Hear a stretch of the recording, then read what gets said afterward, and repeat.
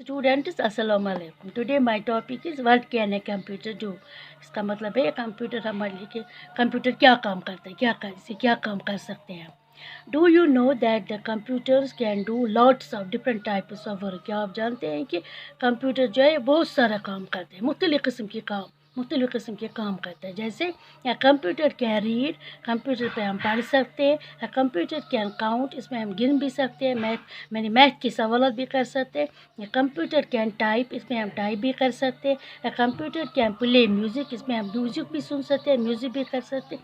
या computer can make drawings, इसमें computer पे हम ड्राइंग भी कर सकते हैं. या computer can do a lot of things at the same time, computer बहुत सारा काम कर सकता है, एक ही वक्त बहुत सारा काम कर सकता है इसमें.